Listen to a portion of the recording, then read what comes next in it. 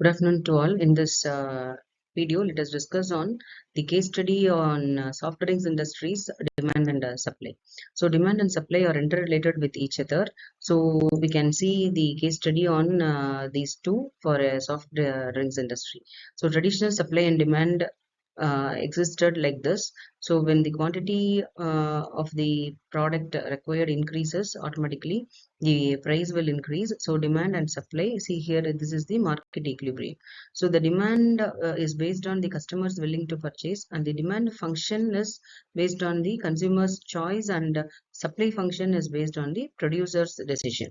So the supply and demand are like this. That is, when the demand falls, the supply rises, and when the demand rises, the supply falls.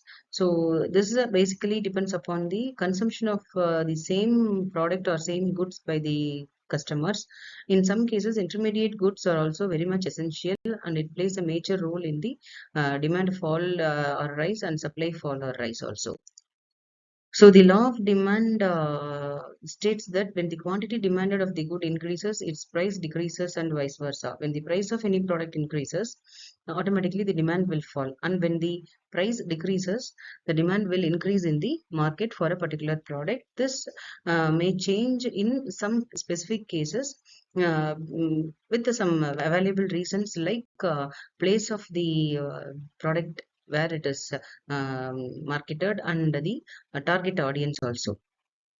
So the demand schedule, so the demand, supply, and market price, these three are given in this graph. So demand, when the quantity increases, and the when the price also increases, automatically the demand is curve is like this. And when the supply, when the quantity is increasing, automatically the supply is also increasing. So the price and quantities move in opposite directions.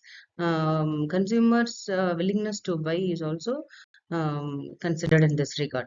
So the price and quantity is shown in this graph. When the price decreases, the quantity decreases, and the sequence of price and the quantity effects are shown in this. So this is a case study from Gribby's Industries. So as we lower the price effect becomes more dominant, and the quantity effect becomes less dominant. So this is a case discussed in Gribby's Industries.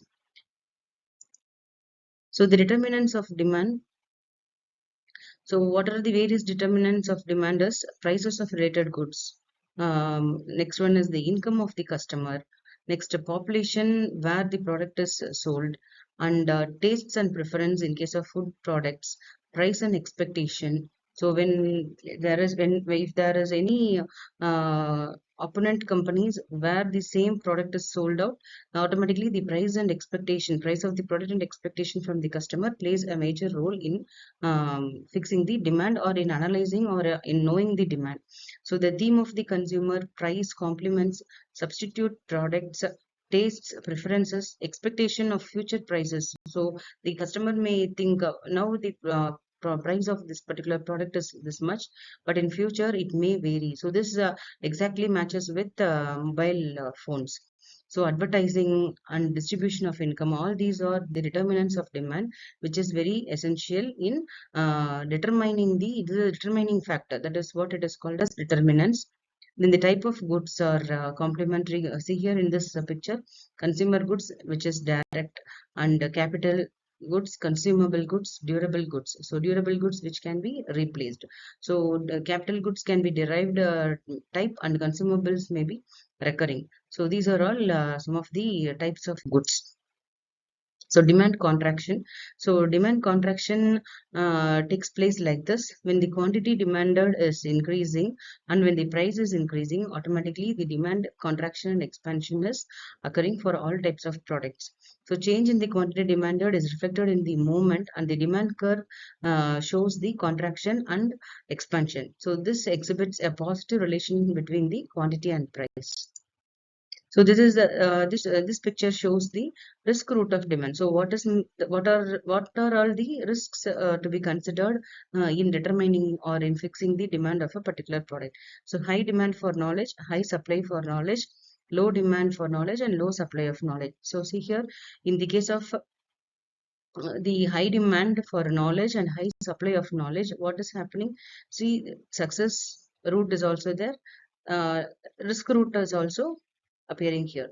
So which means that the cost of the production cost, technological process involved, prices of related goods, and government policies. Some legal things needs to be taken care when fixing the demand of a product.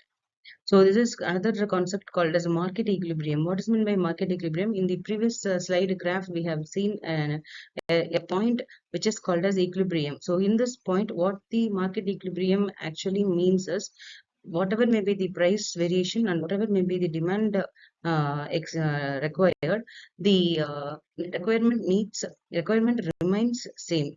This is called as market equilibrium. That is equilibrium price. So here the consumer surplus and producer product surplus meets together.